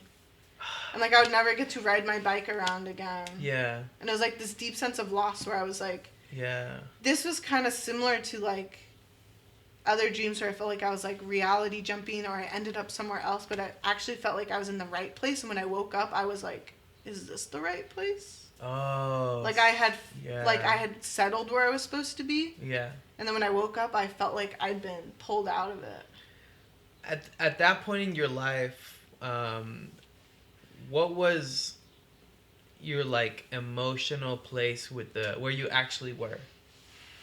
I don't know. I think I had like moved here, like to Oakland. Okay. Within the past year, maybe I was settling in, like after college, like moving to a new city. But like I had written like in the original morning I woke up after that dream that it reminded me a lot of when I was 17. I did an exchange in Taiwan. And it was like I had host family there. And so it was like kind of a similar feeling where it's like suddenly you're somewhere else and you have a new set of parents. Yeah. And I had a new name, and I had a new route to school, and I had a new breakfast. And it was like, I think it kind of came from nostalgia of like missing that feeling. Yeah. But it was just so vivid that I like created this woman from nothing. Yeah. Like she wasn't like my mom. Yeah. And it seems too like you had like a really close relationship with this person. Yeah. You know, and I'm like pretty surprised at like the level of detail and like the kind of relationship you had. Like how much it sounds like she knew you. Yeah. You know, and yeah, I'm like, who was that? I don't know. But like I thought about it forever. Like I missed her for like months. Like I still miss her. And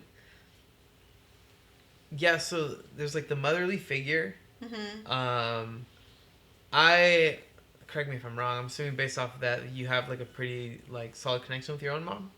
I have a solid connection. Yeah. Like things can be complicated, especially after like divorce. Yeah. But you know. Sorry, I didn't mean to laugh. But but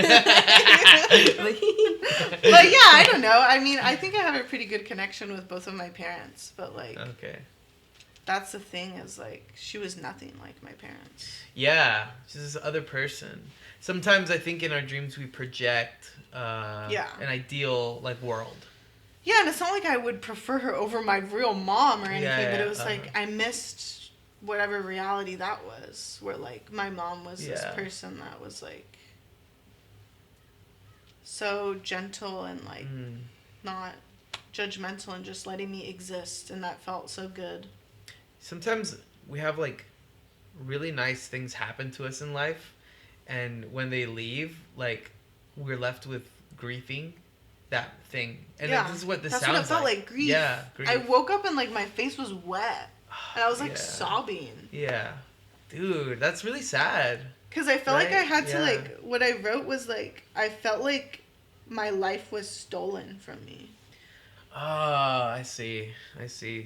You know?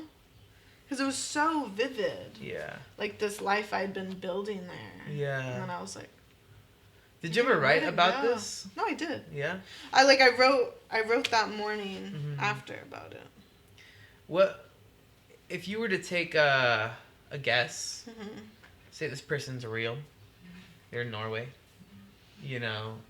Stop! That gave me chills. If she's out there. Yeah, like what do you think she would be doing today? Gardening.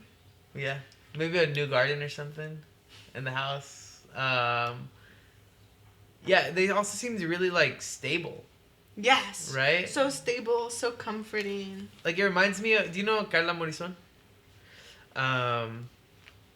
She has a song called, I think, Amor Amor. It's like. I probably know it, right? Yeah. I'm just bad with names, like. Yeah.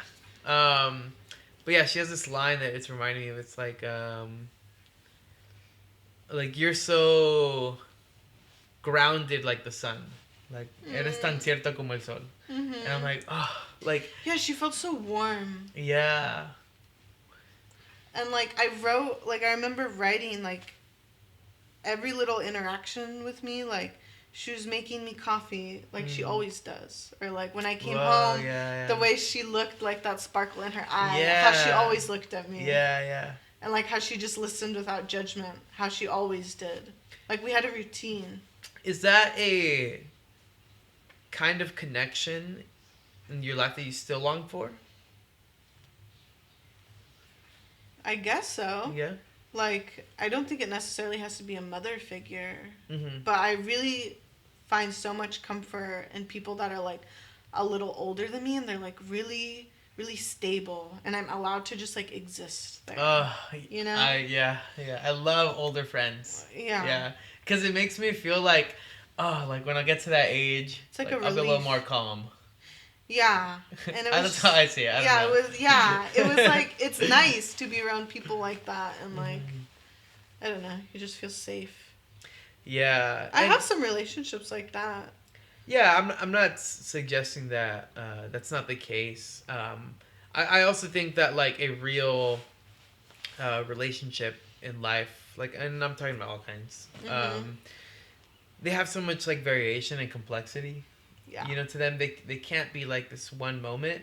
But when we're in life and we find ourselves in those moments, and this is the little like, I think the little demon I've always fought in my life. Yeah. I was like facing it, is like the demon of like my own dissociations. You know, my own like escapist mind. You know, and yeah. Only in the last like year and a half have I noticed like really practiced presence, and it's a challenging practice for me because same. my mind wanders like intensely, you know. Sometimes I have found that some of that is because of like my own expectations. Some of it is sometimes when things are real hard and real intense in life, like things that I can't control, they pull me out of the moment I'm in. You know, they're like robbing me. What is that saying? Like, comparison is a thief of joy. I always think about that too. How does that play in your life? Because I think that like comparison is like the worst thing for me. Like, it's so true. Like, it feeds into my anxiety a lot because I have anxiety. And like, I hate that. Like, I hate when I get into patterns of comparing things because, like, I'm like, well, why can't it be like this? And expectations, too. Like, shouldn't it be like this? And I'm like, well, it's not. It just is. What it is. It just exists, you know? And I just have to accept that, you know? Yeah, and acceptance is, like, the challenge, too, for real. Because, like, I do find myself sometimes, like, projecting my... So this is how I see, like, comparison works. Yeah. And I think about there's a difference, right, between jealousy and envy, right? Yeah. So what's the difference for you? this is like not just for Maybe me. I don't think I've ever really thought about that. It's like part of the like mental health shit I've been studying, like I was telling you. So I think I have a pretty good sense of the difference. But yeah, we'll start with envy because it's a little easier. Envy is you see someone in like a car you really want. Could be anybody, right? And you're like, oh, like I envy that. Like I want that, right? Yeah. So what's really happening in your head is you're projecting an insecurity of one or another, right? So you're experiencing a comparison, right? Which is normal for our minds to do. Our minds like naturally compare because otherwise we wouldn't be able to survive to know what's better for us. Yes. You know, if you're drinking water from a muddy river and you see a clear river, you need to see someone else drinking and living better from that other river in order to know it's better for you, right? Yeah. So right. I think all emotions have like a benefit to them, even though they can be negative. Right. And you know sometimes painful for the subjective experience. Right. That there's a lot of value in understanding what is happening inside of you, right? So when you see that person with a nice car, now it's kind of maladaptive in the sense that like we don't need the nice car for survival. You know, we don't need the bigger house for survival. Right. Like if we really think about it, like we're kind of okay.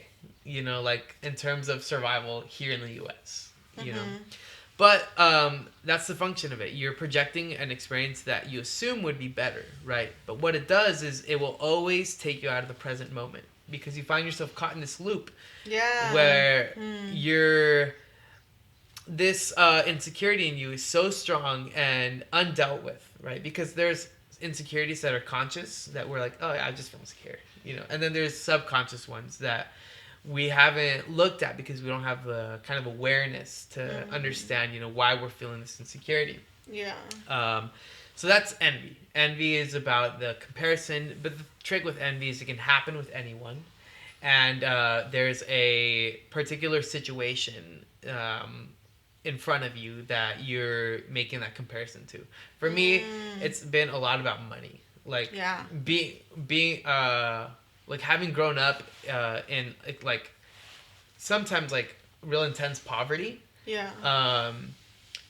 Always seeing things on TV, you know, people that have stuff. Like it's a feeling that lingers, you know, like to this day. But I'm understanding it now. So this is now like an insecurity that I'm aware that I've experienced a lot of financial insecurity growing up.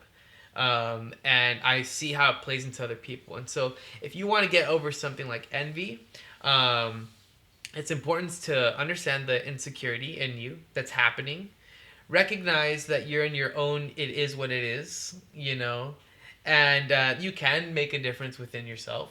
But within that moment, if you really want to like fight that demon, practice gratitude instead of envy. So like you feel envy come up, recognize it, process, and then maybe go up to that person with the car. Hey, I really like your car, you know, and then you'll find yourself that that's a much more fulfilling way to approach the present than to be like, oh, why don't I have it? What can I do to get it? You know, like don't plan around. Yeah, so that's totally.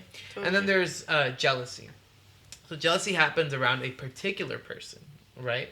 So this person you like maybe someone else is flirting with them, you get like real jealous. You're like, oh, what is happening inside of me?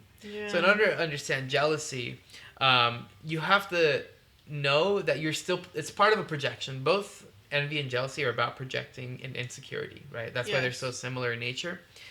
Jealousy, when it's about a specific person, your mind has put this person on a pedestal, right? You've elevated them to this stature, and our minds are really good at doing this. Our minds are really good at creating gods. Yeah. And like, I mean, you look at early human beings, we have wind gods, we have the sun god, we have a god for almost everything that could exist, right?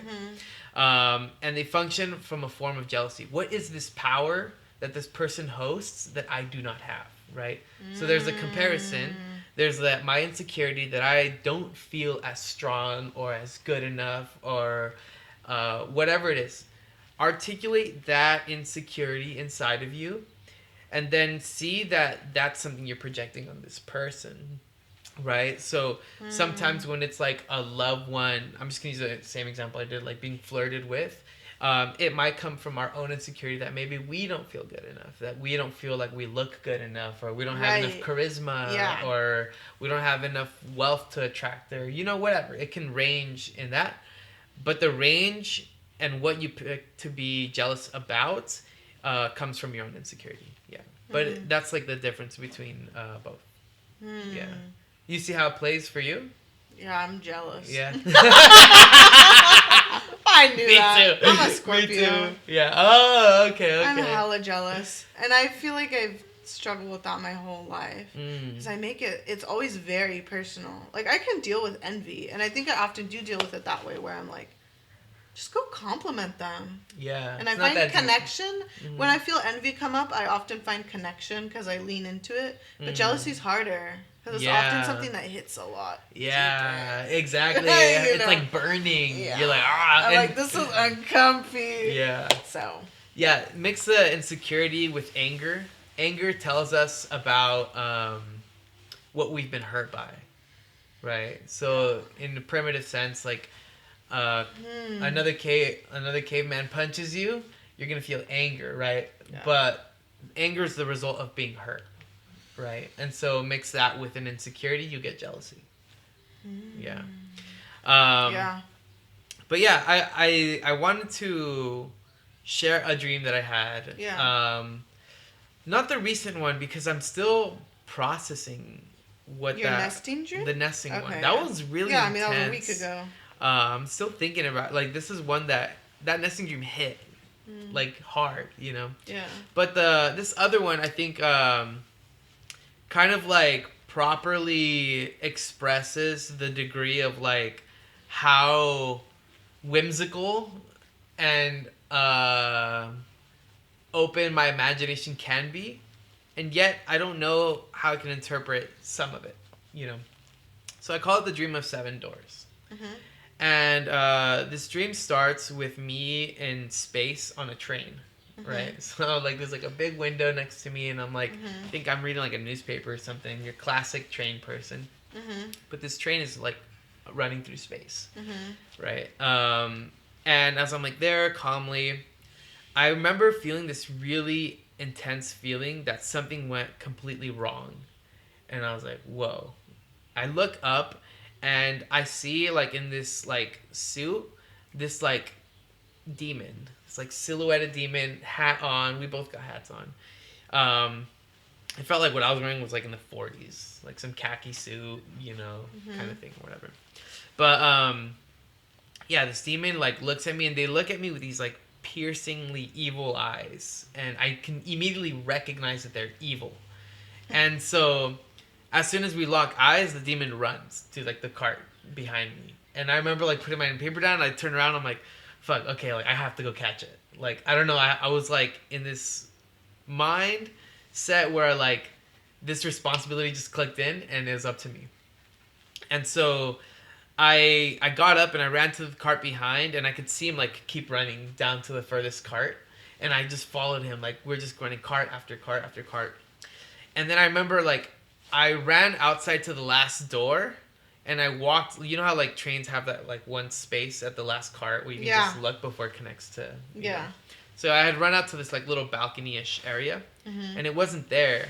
But then I turned around and it was behind the door, and it like smiled at me, and then it kicked me off, and I like started floating into space, and it threw me like this string that it had, and I grabbed the string, and I was just like floating, and like this train was moving, right? And so I'm like trying to pull back into like the train so I don't fall and wander forever. And again, the demon smiles at me, and it ties the string to its own wrist, and then it cuts it from the train, and then it jumps off. And so we're both just floating now, and the train just like zips off. And I'm like, well, fuck. Like I'm trying to crawl back to the like this demon. And this demon wanders into, like, there's 7 floating doors, like, just in space. And Wow. I'm getting closer and closer. And like it does this thing again where it takes off its hat and its clothes, and it's just like this dark entity, and it crawls into one of the doors, and the door closes, but the string's still like tied to it. And so like I finally get to this door, right? And I'm like, oh, okay, like I guess I have to go in it to capture it, you know? So I open this door and I walk into it, and suddenly I'm a teenager like in Minnesota. Whoa. Yeah, like what? trees, snow everywhere. I'm working at a hardware store. Like you, my dreams build a lot of context for me. Like I just know things, like my relationship to that person, Gotcha. or Okay. whatever. It just builds it really well. And yeah, I'm like in this store and I'm like looking around. I'm like, what the fuck? Like, and like I think the store owner like yells at me like, hey, like keep cleaning or whatever. Mm-hmm. And I was like, oh, I'm working here. I had like the apron and I'm like, fuck. And so I start picking stuff up, and then I remember I'm like, wait, no, I'm here to like catch like a demon. Like I can't be doing this right now, you know, like I'm not here to work. And then I remember tried leaving, and the store owner was like, hey, where are you going? Like, you're still in work. And they're like, you can't leave. And I was like, this thing started happening where I would forget that I was here for the demon. And like I was like, oh, okay, yeah, like I'm sorry, like I'll go back. And I started cleaning again. And then months fly by, the snow gets heavier and lesser. And then like the months turn to years. And then yeah, I'm like getting older. I'm like growing a beard and like oh my God. I'm like living this like life here. I'm helping customers out and stuff. The years like start to like move even faster, and the store owner passes away and I become the store owner. Yeah, I become like an like a 40-something-year-old, you know, and then like I think we get like a new cashier, and then like we have like a thing for each other, and then it fast forward to I'm like a grandpa, and I'm still the store owner. Now there's like another like young employee, and the girl who was like talking to the cashier has like become my wife. She's also like a really old lady, you know, whole life.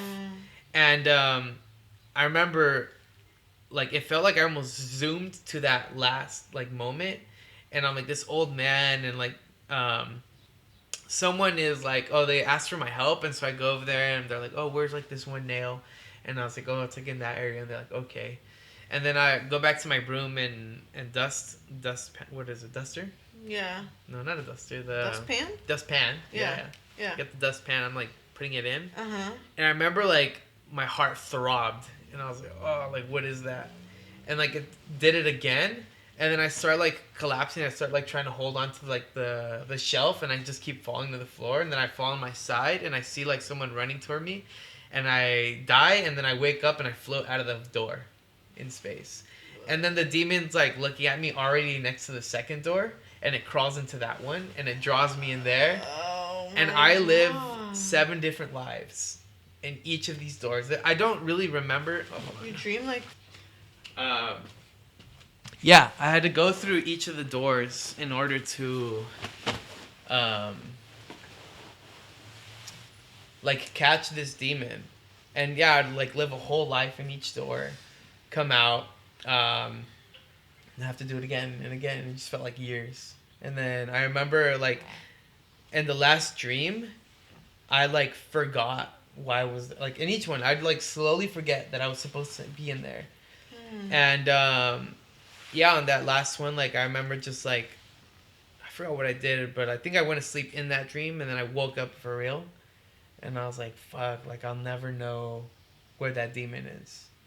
And now that I'm saying this out loud, I've noticed that there is a pattern in my dreams where like things feel really real, and like I'll tell you about another one. I'm not sure if I've said this one before, but it's like similar vein. It was me and my girlfriend at the time that I had like in college in this dream, and we're going to like a quinceañera, and it's like in the middle of like apartments, like in the center, kind of like did you ever watch Chao del Ocho? Ah, damn. But it's like if you imagine like an apartment complex that like wraps around each other, and there's like a big middle area, like a common space, you know. And so in this dream, me and my girlfriend are like arriving, and before we go in and like say hi to people, she's like, I remember holding her hand. She started like quaking, like her body, and I was like, "Are you okay?" And then like, I remember like she like kind of started like grabbing me and like fell, like on the floor, and then she's like started like throwing up really intense, and then like she like shook her head after, and like she was like, "Oh," and I was like, what happened, and are you okay, like do you need to go to like the hospital or something? She was like, "No, I don't know, like I felt really weird for a second, but like it's fine." And I was like, "Are you sure? Like, do you want to go inside?" And she was like, "Yeah, like let's go. Like, let me just clean up." She cleans up, and then we go inside, and like a bunch of people, you know, like Mexican party, piñata in the center, the whole thing. My whole family's there. We're just going around like table to table, you know, just saying hi to everyone because it's like something you need to do when you arrive at a party. Like say hi to everyone and their mom. Yeah. Although I've mastered that craft now, I just go to a table. I'm like, "Hi everyone," and that does the job. That's it. Yeah. But yeah, in the dream, said hi to everyone, and then I remember my head hurting a little bit, and I was like, "Oh," like I was like, "I don't know," and then my stomach hurt, and I was like, "Oh, I need to use the restroom." She was like, "Okay, like I'll be here," and I was like, "All right." So I go to the restroom. It's like this, like it's in someone's house, and I go inside. I'm like waiting for my turn, and the person gets out, and then I walk inside and I close the door, and like I start to feel like my body's quaking, and I'm like, "Oh no!" And then I remember like also like my knees kind of like gave up, and I started like falling, and I remember like just grabbing like the toilet seat and like starting to throw up into it. And the weirdest part is like for a second, I remember like falling unconscious and waking up, and I woke up and there was like this ocean that was like as far as you could see in every direction. It wasn't very deep though. It was like maybe this deep. And above that ocean was everyone I'd ever known. Like, but it was like just their heads were floating over the water. And all of our heads were connected. And like I remember like waking up and everyone around me was asleep. They're like in the sleep, but everyone's heads were connected in every direction. Whoa. Yeah, and I remember like panicking because like I felt like I wasn't supposed to be here. I was like, "Oh no, I'm like seeing too much. Like I don't know what's going on." And I remember I tried like swimming out and like taking things off, but they were just like so ingrained into like my body. Wow. And then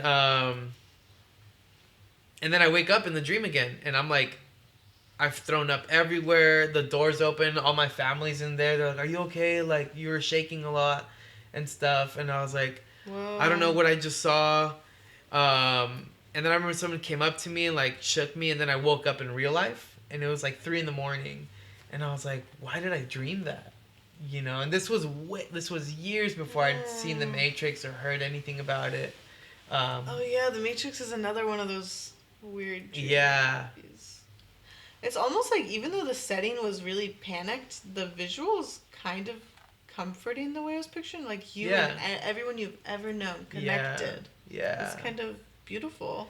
It's it's kind of like in a frightening. Yeah, like a weird moment. Like, yeah. Like, I don't know. Yeah, if I were to describe it, it wasn't like a horror. Yeah, but it was like very sci-fi. Yeah, it was more sci-fi for sure. I've had dreams before, like this other one. I won't go into the whole thing, but like I was riding my bike down the hill in this part of the dream, and I saw every girl I had ever liked, in their home, like brushing their hair, like talking with their family or something. And the more I went down this hill, like everyone, I was like, whoa, this is weird. But there's always a sense, not always, but I have had that pattern of like an interconnectivity where I see a group of people that I know, that my mind groups as a group. And yeah, that's just like part of it. But it was weird seeing. I felt like I saw something I wasn't supposed to, you know. Yeah. It was Do you really think it's unsettling. similar to like what I kind of feel, where it's like I went too deep into my mind. I don't think it was into my mind. Uh-huh. I think I went... For me, it felt like it wasn't about me. Like, being there. It wasn't about my mind. I felt like I saw something like a secret of the universe. You know, like, maybe this is what's really happening underneath all our minds or all of our heads. You know, like, maybe this is the experience that were, like, being dictated. And I've had other extremely weird ones. Like, where I'm, like, a little kid monk. And at the end of that dream, I'm, like, falling towards the earth. And I see the whole earth. And, yeah. That one's, like, crazy really on its own. Big level. Yeah, like, these... And even the recent one, the nesting one that I had, even that felt like... It felt like I got stuck in the dream.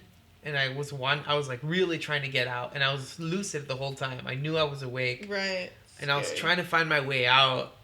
Me and my friend were, like, running through, like, this mall/library kind of thing.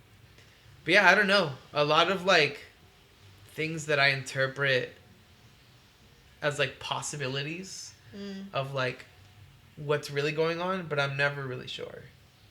You know? I don't know. It seems like you consume, like, a lot of philosophy. Like, it's kind of like... Yeah. I studied it in college. Yeah. It was my second major. Okay, yeah. So I... And like you said, you still read. I still read. Like, I still... philosophy. Like, seems like you're thinking of things, like, on this big level. Like, seeing a dream where you're looking down... Yeah. At humanity. Yeah, like, the whole picture. Yeah. And I feel like that's also kind of how I am as a person. Yeah. Like, I always try to... But it can make me real existential real quick. Oh, yeah. You know, like...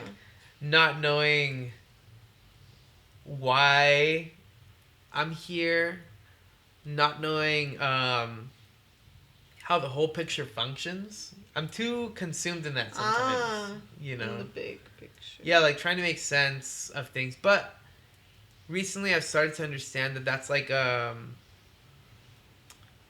that's actually a response to fear. Yeah. Like when the whole... It's still happening, like... New AI developments like every day, like that really consumed me like a lot. And I was like, I found myself watching like videos about that every day, like long like conferences and about new tech, and some of it I use for like my own stuff, like even the intro, you know, I used AI to like make it. But yeah, I'm very concerned with the bigger picture. Some of my early elementary school teachers would say the same too. They'd be like... About you. Yeah, they're like, you're too focused on like the whole thing. Like you gotta focus on like what's happening right now. Yeah. And I'm like, oh, like now I see how it plays into my psychology, you know. But I don't know, like what's your like approach to interpreting how you dream, like... Because it seems like for yours, they're more around like creating like a reality that is like it seems like normal. Like you fall asleep, you know, in the dream, and then some of them it doesn't seem like there's really trigger points. Maybe like the blanket flying off. You know, that could see that as a trigger point. Right. Yeah, but often I'm just slip into it, I guess. Okay. Yeah, I guess I don't usually have trigger points, but I don't know. I guess it's just like my mind. I think my dreams are very like escapist, like. Yeah. Because I've had really, really cool, fun ones. Okay. Too, like with this very lucid, vivid, like where I'm there for months. Oh, and like, it's just like another reality, you know. Did you want more water, or are you okay? Oh no, I stopped. Oh, okay. I just keep forgetting it's here. I'm like, and I had a little treat, so I'm sad. I feel like I charged my batteries. Awesome. Dude, I do that a lot in like social settings. You know, I move like a Sagittarius. Are you a Sag? Okay. Yeah. I forgot. But I move like a Sagittarius, so like when I'm in like a social setting, like my mind is extremely prone to getting bored really quick. Right. You know? Yeah.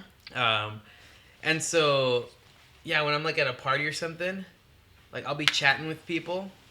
Yeah. But then my mind's like gnawing at me. It's like, this is boring, this is boring, this is boring, this is boring. And I'm like, I feel it because my eyes feel like they start to sink inwards. And I'm like, that's when I'll be like, oh, like, why don't we go? I like propose an activity, you know? Right. I'm yeah. like, why don't we go over here and see what they're talking about? Or I'll be like, what I've been doing, I went to like a little moment where I was like, oh, this is bad. It's bad that you're bored, you know, kind of thing. Yeah. So I'd be like, okay, I'm gonna use the restroom. And I'd go to the restroom and I'd literally decompress. So I'd be like, I do that all the shut time. the fuck up, everyone, please. Yeah, I do that all the time. But I can function easy in a social setting when I like propose a new activity. Or like, I like to propose a game too. You know, like a drinking game or, you know. Playtime. Yeah, let's play. Let's have fun. You know, like let's not think about it so much. For sure. But how are you in a social setting? I've kind of seen some of it, but I can get overwhelmed really easily. I think it's sometimes like walking into a party where I don't know anyone, which happens a lot because my partner Mateo is so social. Yeah. He's so charismatic, very extroverted. Yeah. And, like, I get pulled into things, and I'm like, I don't know any of these people. I don't even know what's going on. Yeah. I don't know anything about this, like, if it's about soccer or something. And he's real into that, too. Yeah, and he can talk forever with anyone. Yeah. And for me, my approach is just find one person I can have a conversation with. Yeah. Just find one person. Yeah. So I like one-on-ones. Oh, I see. I love talking to people. Mm-hmm. I love it. I love people, but I can get overwhelmed like with all of them at once, all the personalities at once. Oh yeah, because it's a lot of energy. It's like mixing. Yeah, it's a lot of energies mixed. So I like to just get to know one person's energy like slowly, and maybe I don't have to talk to them all night, but that's a lot more fulfilling too. Is there a Taurus in you? Virgo. Oh, I have that too. Like Earth. I really like Earth signs. I don't really think I have Taurus in me. What are your, like, 3? My rising Scorpio. My sun is Scorpio. Damn. My moon is Leo. Oh, mine too. Hey, let's get it. So I think there is kind of, like, this feeling in me with the moon where I want attention. Like, I want someone to be like, you're so cool. Like, I want affirmation. Oh. But, like, I'm not going to try and get it from a big group of people. What's the difference? I just want it from one person, like a deep connection. Because it can feel more genuine when it's when you know someone a little more, you're like... Yeah, and then I'm like... And then it's almost like a video game. I'm like, friend achieved or something. Like, I don't know. Yeah. You know what I mean? Like, it feels like I feel better walking away from a party where, like, I got to know one person. And I'm like, that was nice. That is sweet. You know? I do. That is a challenge for me. Don't press the space bar, kitty. Like being in a party, I find myself seeking out the maximum amount of experiences that I can have. Yeah. I think that's how Mateo is too. Yeah. I can see that. I think that's why we connect. Yeah. Totally. Like, what can we do? But I also think that's why a lot of people that are drawn to him or around him also get along with me because it's like, I think, this is an assumption maybe, but people like him, it's really feels nice for them to have one person like me like so focused on them. Oh, I see what you're saying. Like, so you bring the balance to I think so. The thing. I think so. I see that. So I think a lot of extroverts really like me because they're like, they get so much attention in a one conversation because I really like to give it. Oh, okay, okay. So, my assumption of like a Leo is like a narcissistic tendency. Yeah. Would you agree? Yeah, like the negatives. What does narcissism look like for you? Like deeply, like psychologically, or like however you want to.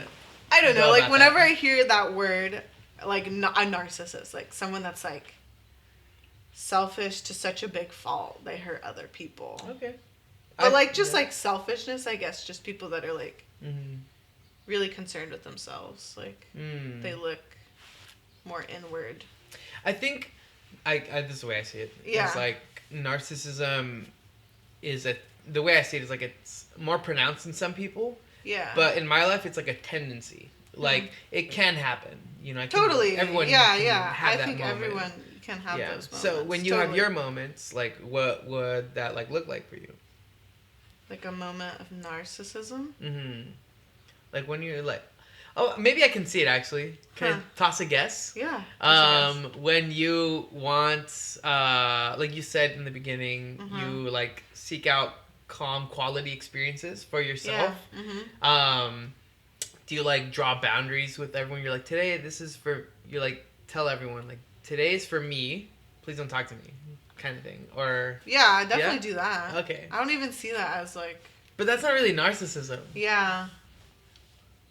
So you think, like, with narcissism, there's, like, what is it? Like, it would have to be about, like, a reward for being recognized? Or, like, you putting that out? I don't know. I don't even think of it. I just think of it as, like, being so concerned with yourself to, like, a fault. Like, where... I don't know, where it can hurt other people. Yeah. Like, you're, like... I can see that. Yeah. Yeah, like, you're so consumed with... And I think people have those moments, like, around stressful times in their lives. Like, their wedding or graduation or moving. Like, they're like, it's all about me right now. Yeah. I know you're going through it, but I don't care. Yeah. Like, that type of thing. I think moments of stress, maybe it comes up, like, where I'm really, really stressed, trying to problem solve. Okay. And I'm just like, okay, whatever, but I don't care about that right now. Yeah, like, let's focus on this. Oh, maybe. okay. I think that could come up for me. Yeah. Yeah. I mean, you know best. I don't... Yeah. That's why I ask. Yeah. All right. Well, So we're pretty much winding towards the end now. Yep. We're at the end. Yep. I would like to know what question you would like to have for the next guest, so we can start that episode with. Yeah. Okay. My question is, if you could go back and spend the day with, like, your child self, what would you do with them? That's a good question. Wow. I like it a lot. I'm really curious. Who am I having next on? I think I'm having an artist next. So I'm interested to see how they'll answer that one. But okay, where can people find you? Online. And we'll do a quote of the day. Okay. Yeah. We'll start with the where they can find you. Okay. Yeah. I feel like probably just Instagram's easiest. Mm-hmm. My username is Kumbixin, is how you pronounce it. It's Cumbixin. Yes. I didn't know that's how you pronounce it. Yeah, it's actually a combination of the name I was given in Taiwan. My name there was Yushin. And so it's Kumbia with Yushin, so Kumbixin. I was like, Kumbixin. Yeah, everyone says that, and that's whatever. Okay. It's kind of just for me, you know? Yeah. Other people don't. Wow. They don't have to get it. Yeah, they don't have to get it. Yes. Quote of the day? Yeah. Quote of the day. This is a quote I've kind of been living by. It's kind of intense, but, like, in terms of, like, moving on in your life when you realize, like, maybe people in your life aren't meant to be there forever. A quote I've been kind of living by is, like, I still want you to eat, just not at my table. Oh, whoa. That's a powerful quote. And I really like it because it's like, of course, like, when people move on, when I move on, whatever, like, I still want people to thrive. I don't want them to struggle. It just doesn't have to be at my table. Right. Yeah. Cool. Thank you. Yeah. All right. Bye, everyone. Bye. Adios.